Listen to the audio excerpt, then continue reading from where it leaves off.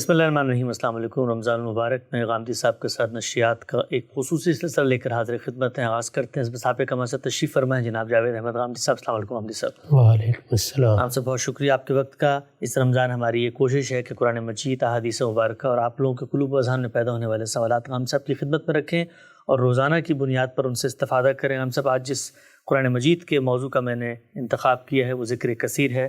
میرے سامنے سورہ آل عمران کی چند آیات ہیں، ان کا ترجمہ میں پڑھ دیتا ہوں۔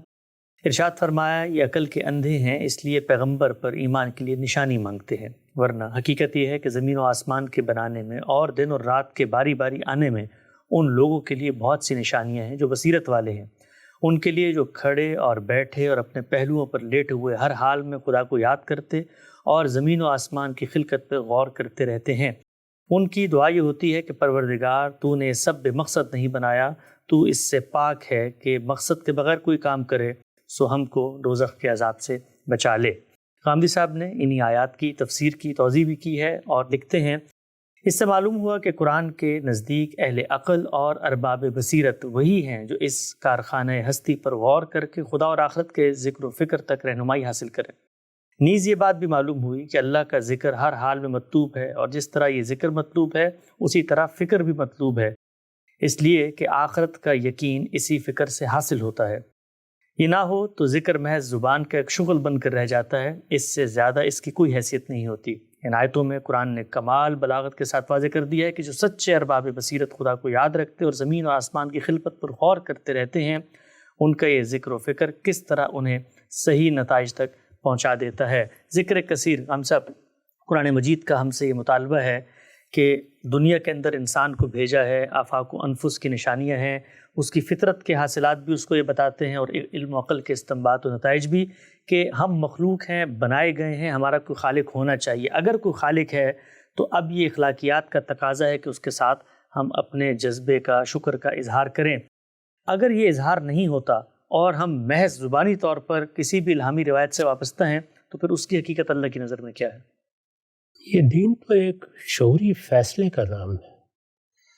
کسی روایت سے وابستہ ہونا بعض اوقات ثقافتی یا تہذیبی پس منظر کی وجہ سے ہوتا ہے۔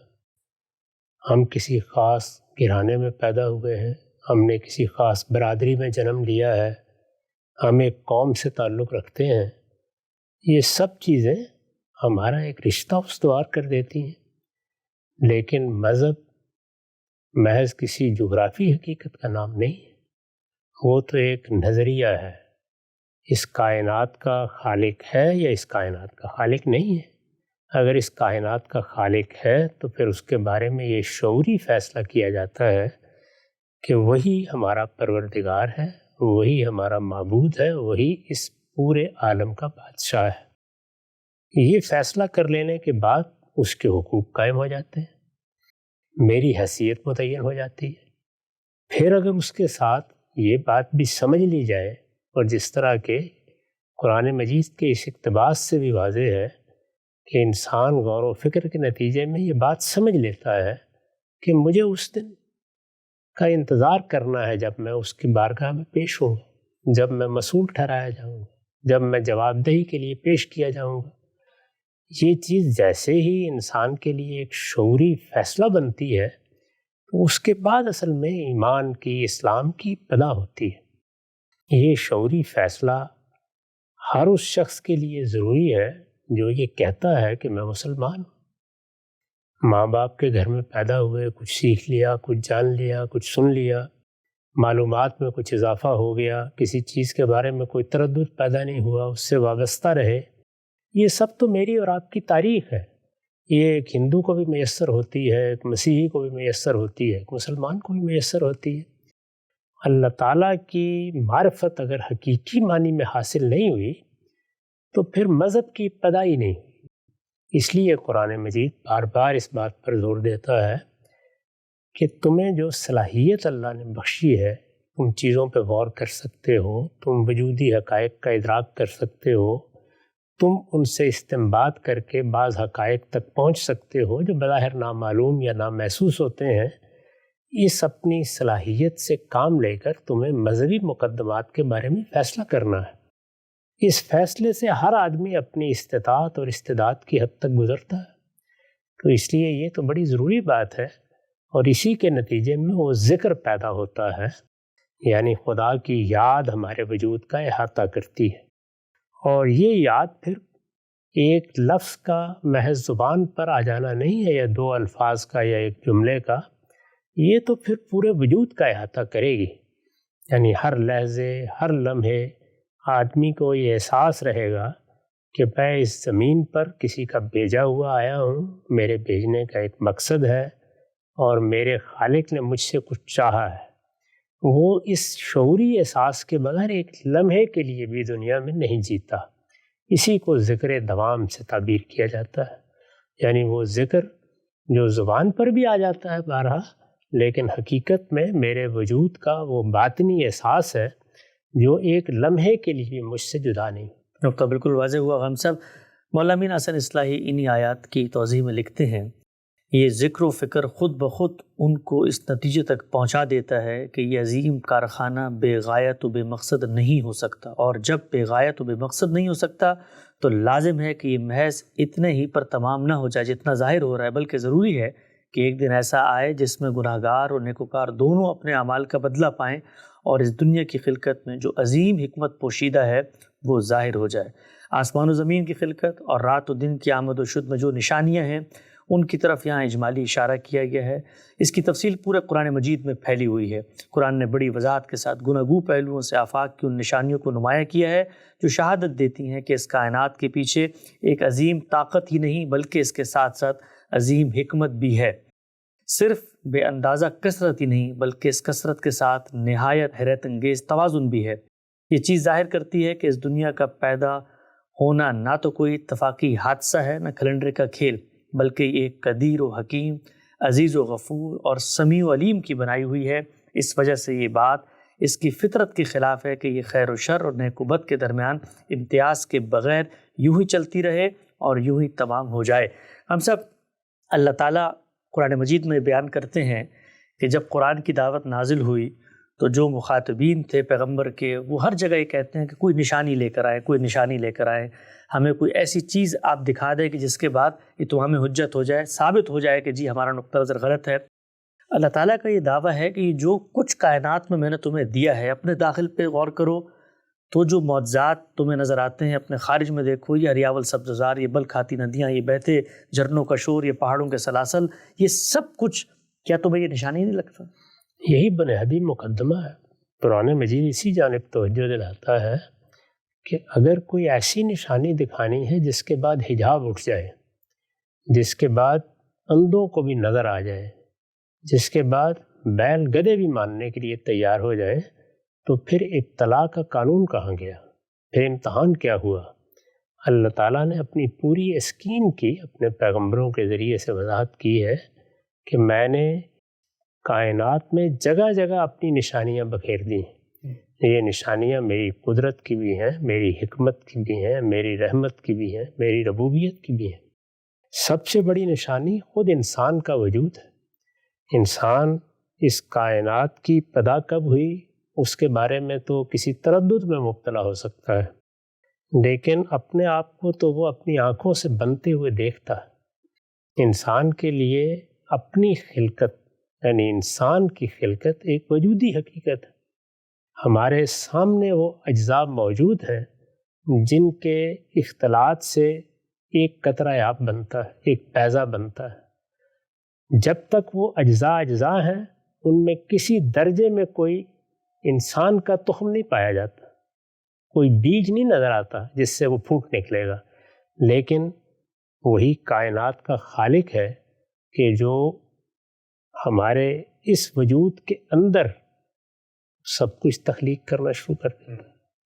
اس کے نتیجے میں وہ ابتدائی خلیہ وجود میں آ جاتا ہے جو پھر ایک کے بعد دوسرے دور سے گزرتے گزرتے ایک جیتا جاگتا انسان ارسطو افلاطون بن جاتا ہے.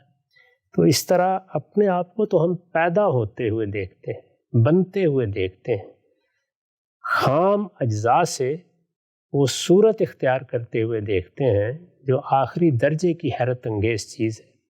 یہ سب کچھ دیکھنے کے بعد کوئی اندھا ہی ہوگا کہ جو خالق کو تلاش نہ کرے۔ اس کو دیکھنے کے بعد ہر عاقل یہ خیال کرتا ہے کہ یہ اگر سب کچھ میرے سامنے ہوا ہے تو اس کا کوئی بنانے والا ہے۔ اس پر تو گفتگو ہو سکتی ہے کہ بنانے والا کون ہے، لیکن ہے بنانے والا؟ میں مخلوق ہوں، میرا ایک خالق ہے۔ یہ تو ایسی چیز ہے کہ جس کا انکار کرنا کسی کے لیے ممکن ہی نہیں ہے۔ چنانچہ فلسفے میں، سائنس میں، تصوف میں اس کو مانا گیا ہے کہ انسان ایک مخلوق ہے، اس کا خالق ہے۔ وہ خالق کون ہے؟ عام طور پر الحاد کا مقدمہ یہ رہا ہے کہ وہ خالق یہی کائنات ہے۔ اللہ کے پیغمبروں نے آ کے خبر دی ہے کہ وہ اس سے ماورا ہستی ہے، وہ سمیع و علیم ہے، وہ غفور و رحیم ہے، وہ ایک حی و قیوم ہستی ہے، اس نے تمہیں بنایا ہے۔ یہ وہ بنیادی مقدمہ ہے، اس سے گزرے بغیر کوئی انسان اپنی زندگی کی ابتدائی نہیں کر سکتا، اس لیے اس کی طرف تو بار بار توجہ دلانے کی ضرورت ہوتی ہے۔ ٹھیک، اچھا آپ صاحب، یہ جو نقطہ جب پیش کیا جاتا ہے آج کے دور میں جو افادیت پہ مبنی دور ہے، لوگ امیڈیٹ نتائج کو دیکھ رہے ہوتے ہیں، تو وہ یہ کہتے ہیں کہ یہ جو کچھ آپ کہانی ہمیں سنا بھی رہے ہیں بڑی اہم ہوگی، لیکن یہ تو ہمارے مرنے کے بعد کی ہے، ابھی تو ہم نے اس دنیا میں جینا ہے۔ تو مذہب جو ہے وہ دنیا میں جینے کے حوالے سے بھی کوئی ایسے سوالات ہیں، ایسے اندیشے ہیں کہ جن میں ہم بے چین رہیں اگر مذہب کو نہ پائیں، یا صرف اور صرف اس بڑے سوال کو کہ بھئی مرنے کے بعد کیا ہوگا اسی کو ایڈریس کرتا ہے؟ یہ بڑا سوال ہماری موجودہ زندگی سے متعلق سوال ہے۔ بہت اہم بات، یعنی میں یہاں کیوں آیا ہوں، یہ میری زندگی کے بارے میں سوال ہے۔ اس کا حاصل کیا ہے، یہ میری اسی زندگی کے بارے میں سوال ہے۔ یہ کسی مقصد کے تحت ہے، یہ بے مقصد ہے، یہ بھی اسی زندگی کے بارے میں سوال ہے۔ اس کو کسی انجام تک پہنچنا ہے یا مجھے مٹی میں مل جانا ہے، یہ بھی اسی زندگی کے بارے میں سوال ہے۔ بہت اہم بات ہے۔ اصلی بات یہ ہے کہ وہ کون سے سوال ہیں جو مذہب کا موضوع ہے۔ مذہب کا موضوع یہ سوالات ہیں، یعنی میرا وجود، میری حقیقت، میری ابتدا، میری انتہا، میرا انجام، یہ مذہب کا موضوع ہے۔ باقی رہ گئی یہ بات کہ دنیا میں مجھے کھانا ہے، کمانا ہے، جدوجہد کرنی ہے، دنیا کو سمجھنا ہے، سیاست، معیشت، معاشرت کے مسئلے حل کرنے ہیں، یہ مذہب کا موضوع نہیں ہے۔ ان چیزوں کے لیے انسان کو اللہ تعالیٰ نے بڑی عقل دے رکھی ہے، وہ اس کی روشنی میں اپنے لیے نئی نئی چیزیں دریافت بھی کرتا ہے اور بہت سے معجزات پیدا کر دیتا ہے۔ سائنس کی تحقیقاتی کو دیکھ لیجئے۔ مذہب کی طرف رجوع تو ان سوالوں کے جواب کے لیے کیا جاتا ہے، اور ان سوالوں کا جواب میری اس زندگی کی ضرورت ہے، ورنہ یہ زندگی بے معنی ہو جائے گی، اس کا کوئی مقصد باقی نہیں رہے گا۔ پھر میرے لیے کسی عمل کی بنیاد بھی فراہم کرنا ممکن نہیں۔ ہم سے بہت اچھا آپ نے خوبی کے ساتھ یہ نقطہ پیش کیا، لیکن مثلا کوئی شخص یہ کہے کہ جی زندگی کے اندر مجھے آلام، مصائب، پریشانیاں نظر آتی ہیں، تو میں اس کی ایک توجیہ کرتا ہوں کہ بھئی دنیا کے اندر اگر یہ ہیں تو میں نے اپنے آپ کو اس سے بچانا ہے، کیونکہ یہ نظر آ رہا ہے کہ کسی کے ساتھ زیادتی ہو رہی ہے، تو اپنے اپنے دائرے کے اندر لوگ اچھائی کرتے چلے جائیں اور زیادتیوں سے بچتے چلے جائیں، تو اس میں کیا پرابلم باقی رہ جائے گا؟ نہیں، یہ تو سب چیزیں ہمیں ہی کرنی ہیں، یہ ہمارے ہی دائرے کی چیزیں ہیں۔ دنیا میں ظلم ہے، عدوان ہے، زیادتی ہے، اللہ تعالیٰ نے تو اس کی مہلت دی ہے انسان کو، اور اس دنیا کے نظام میں وہ رکھنے پیدا کر دیے ہیں جس میں زلزلے، قحط، بجلیاں، آلام پیدا ہوتے ہیں۔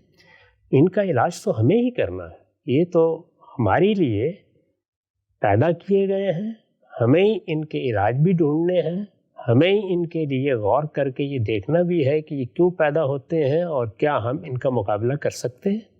یہ تو یہاں کے معاملات ہیں، اس کے لیے اللہ تعالیٰ نے انسان کو عقل دی ہے، علم دیا ہے، اور انسان کو اس میں اپنی عقل و علم ہی کی طرف رجوع کرنا چاہیے۔ میں نے تو اسی لیے عرض کیا کہ وہ بنیادی سوال ہے، مجھے مرنا ہے، مجھے ایک دن زمین سے جانا ہے، میری کوئی غایت ہے یا نہیں، میرا کوئی مقصد ہے یا نہیں، میں کسی مقصد کے تحت آیا ہوں یا نہیں آیا ہوں، موت کے بعد کوئی زندگی ہے یا میں مر کے مٹی مل جاؤں گا۔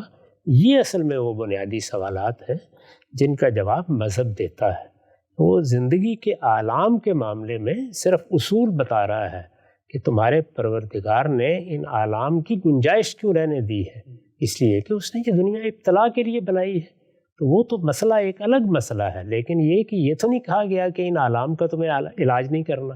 بیماری آئی ہے تو کسی معالج کے پاس نہیں جانا، بھوک لگی ہے تو روٹی فراہم کرنے کی جدوجہد نہیں کرنی۔ وہ سب دنیاوی معاملات ہیں، وہ مجھے ہر حال میں کرنے ہیں، اور ان کے لیے عقل کی طرف رجوع کرنا ہے، علم کی طرف رجوع کرنا ہے، انسان کے تجربات کی طرف رجوع کرنا ہے، وہ سوالات جو میرے پورے وجود کی حقیقت سے متعلق ہیں وہ مذہب کا موضوع ہے۔ ذکر کثیر سے کیا مراد ہے؟ قرآن مجید کا مطالعہ ہمیں کیا بتاتا ہے کہ اللہ تعالیٰ کی اسکیم کیا ہے اور اس کا ناگزیر نتیجہ اور تقاضا کیا ہے، انسانوں کا کیا رویہ ہونا چاہیے، زیر بحث لے کر آئے۔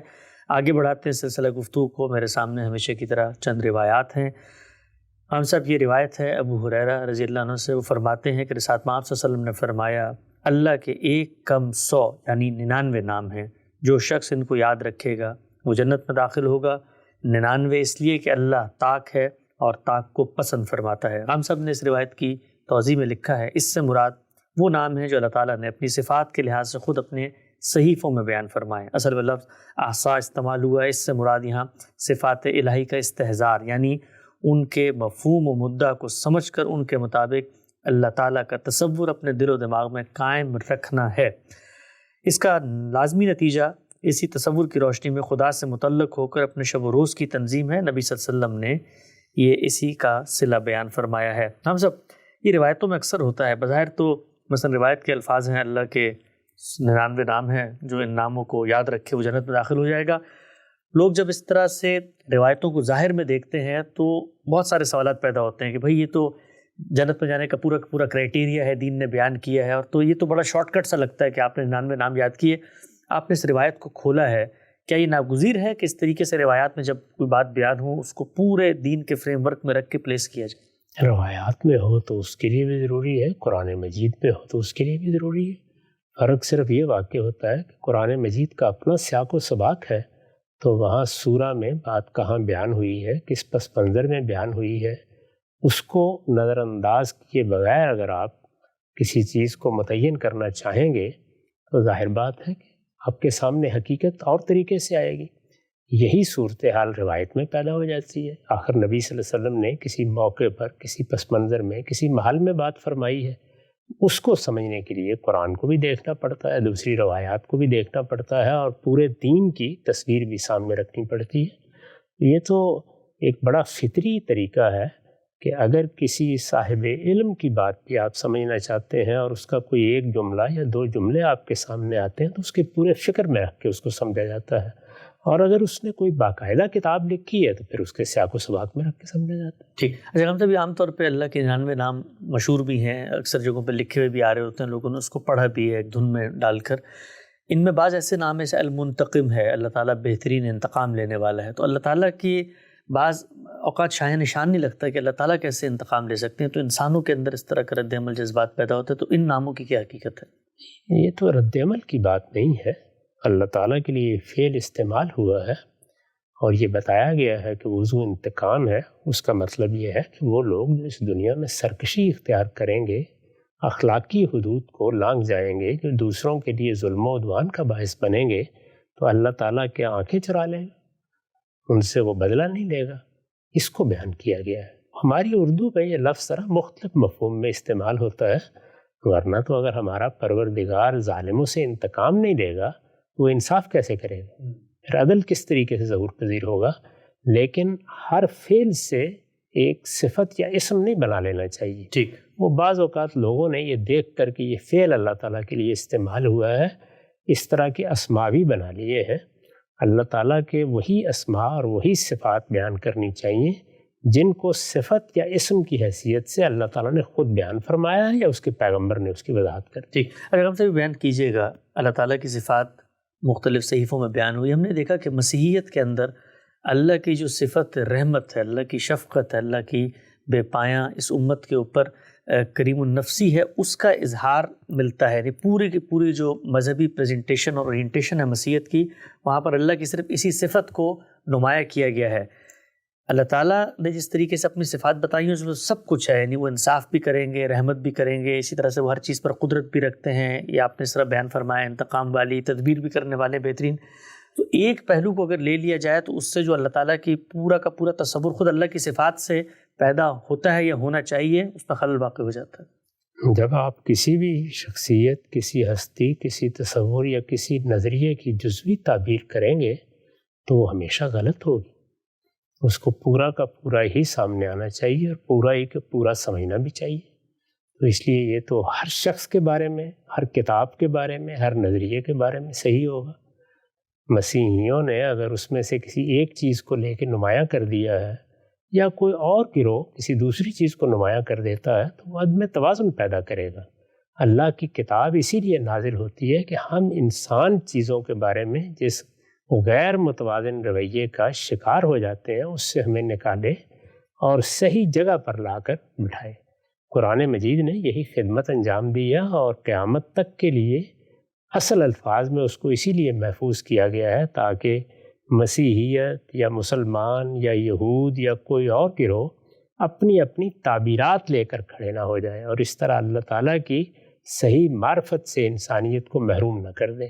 اللہ تعالیٰ کون ہے، اس کی کیا صفات ہے، یہ ظاہر ہے کہ اسی لحاظ سے ہونی چاہیے جو فی الواقع ہے، اور فی الواقع کیا ہے وہ نہ میرا انتخاب ہے نہ آپ کا انتخاب، وہ اللہ تعالیٰ کا اپنا بیان ہے۔ وہ بیان ہمارے پاس قرآن مجید کی صورت میں موجود ہے، لیکن یہاں میں یہ عرض کر دوں کہ اللہ تعالیٰ کی ان صفات کو اگر آپ تورات اور انجیل میں بھی دیکھیں گے تو وہ اسی توازن کے ساتھ بیان ہوئی ہیں۔ مسیحیوں نے بعد میں سینٹ پال کے زیر اثر ان کی ایک تعبیر کی ہے، ورنہ اس وقت بھی انجیل کو پڑھنے سے وہی تصویر سامنے آتی ہے جو قرآن مجید پیش کرتا ہے۔ نقطہ بالکل واضح ہو گیا۔ ایک اور روایت رکھتا ہوں، سہل بن سعد رضی اللہ عنہ کی روایت ہے، آپ صلی اللہ علیہ وسلم نے فرمایا میں اور یتیم کی کفالت کرنے والا جنت میں اس طرح ہوں گے، اپنی دونوں انگلیوں کو یعنی شہادت کی انگلی اور درمیان کی انگلی ان کو آپ نے ملا کر کچھ فاصلے پر رکھ کر لوگوں کو دکھایا۔ ہم سب یہ بظاہر تو بہت بڑی بشارت ہے کہ اگر آپ کو اس طرح کا کام کرتے ہیں آپ پیغمبر کی مائیت آپ کو نصیب ہو سکتی ہے، لیکن عقل تو یہ کہتی ہے کہ پیغمبر تو جنت کے ان درجات میں ہوں گے جہاں ہم جیسے ہمہ شمہ کیسے ہو سکتے ہیں چھوٹی موٹی، لیکن اللہ تعالیٰ کے پیغمبر نے بتایا کہ بالکل ساتھ ساتھ ہوں گے ہم۔ یہ وہ ساتھ ساتھ ہونے کا مطلب یہ ہے کہ پیغمبر کی بارگاہ میں حاضری، پیغمبر سے تعلق، پیغمبر کا مقرب ہونا، اللہ تعالیٰ کا ان نعمتوں میں شریک کر لینا جو اعلیٰ ترین درجات کے لوگوں کو ملے گی کسی نہ کسی درجے میں، یہ چیزیں میسر آ جائیں گی۔ تو بتانا یہ مقصود ہے کہ میرا قرب میسر ہوگا، اور وہ قرب جنت میں کس طرح سے میسر ہوگا، اس کی نوعیتیں کیا ہوں گی، وہ تو اللہ تعالیٰ نے نہیں بتایا، لیکن اللہ تعالیٰ کے بندوں کو خود اللہ تعالیٰ کا قرب بھی اسی طریقے سے میسر ہوگا اور اپنے درجات کے لحاظ سے ہوگا۔ پیغمبر کا قرب میسر ہوگا وہ بھی اپنے درجات کے لحاظ سے ہوگا، صالحین کا قرب میسر ہوگا وہ بھی اپنے درجات کے لحاظ سے ہوگا۔ تو وہاں قرب اور بود کی وہ صورتیں جو ہم یہاں فرض کرتے ہیں ان سے اوپر اٹھ کے سوچنا چاہیے۔ ٹھیک، اچھا ہم سے بھی قرآن مجید نے بتایا بھی ہے اللہ تعالیٰ جن لوگوں پہ ایمان کرتا ہے ان کو پیغمبر، صالحین، شہداء کی مائیت میں وہاں پر شامل کر دے گا۔ تو یہ تو ٹھیک ہے کہ ہمارا امتحان شاید اتنا سخت نہیں ہے جتنا صحابہ کا تھا یا پیغمبروں کا تھا، لیکن یہ ہمارا انتخاب بھی نہیں ہے کہ ہم اس عہد میں پیدا ہوئے، اس عہد میں پیدا نہیں ہوئے۔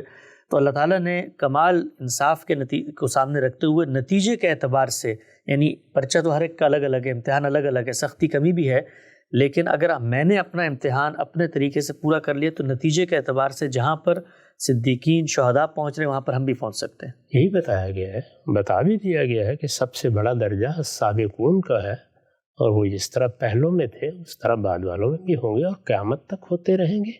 سب کے لیے اللہ تعالیٰ نے امتحان کے مواقع بھی پیدا کیے ہیں اور بڑے درجات تک پہنچنے کی راہ بھی ہموار کی۔ حدیث زیر بحث ہم لا رہے تھے، کچھ متفرق سوالات ہم سب کی خدمت میں رکھتے ہیں۔ آخر میں ہم سب سوال ہے، کیا یہ بات تخیل میں بھی لائی جا سکتی ہے کہ قرآن کے اولین مخاطبین آپ کی متعین کردہ ابواب بندی سے کام لیتے ہوں گے؟ کیا اس بات کا ذرا بھی ہمیں نمونہ ملتا ہے تاریخی ماخذ کو پڑھنے کے نتیجے میں؟ جس طریقے سے قرآن مجید کی ایک آیات کی روشنی میں ہم سب بیان فرماتے ہیں کہ 7 گروپس ہیں جن کے اندر صورتوں کو جو ہے وہ نازل کیا گیا ہے، صورتوں کی اس وقت ترتیب ہمارے سامنے آتی ہے، یہ کہتے ہیں کہ اس دور میں کوئی اس طرح کی بات سامنے آتی ہے؟ قرآن مجید ان کے زمانے میں نازل ہو رہا تھا اور ہم یہ جانتے ہیں کہ آخر تک نازل ہوتا رہا ہے، اور آخری 2 سالوں میں اس کو ترتیب دیا گیا ہے۔ اس لیے جب ان کی طرف قرآن آتا تھا تو وہ پڑھتے تھے، اس پر عمل کرتے تھے، اس کے تقاضوں کو پورا کرتے تھے، انہیں ایک بڑی ذمہ داری دی گئی تھی، اس کو انجام دیتے تھے۔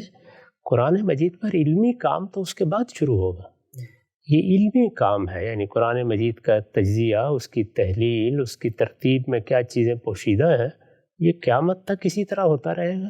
اگر علمی کام کو بھی جز میں اسی دور میں تلاش کرنا ہے تو پھر دنیا کو بھی اسی دور کے ساتھ بند ہو جانا چاہیے تھا۔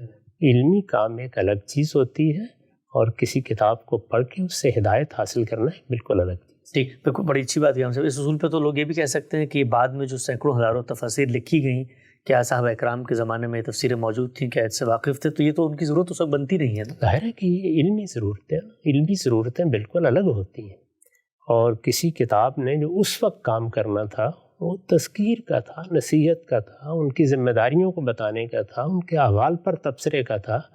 ان کی توجہات تو ساری اسی پر رہنی چاہیے تھی۔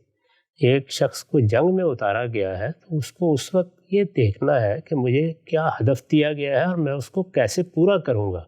وہ اس موقع پر بیٹھ کر شرح و وضاحت کے کام نہیں کرنا شروع کر دے گا۔ یہ تو بعد میں شروع ہوئے اور پھر صدیوں میں ہوتے رہے ہیں۔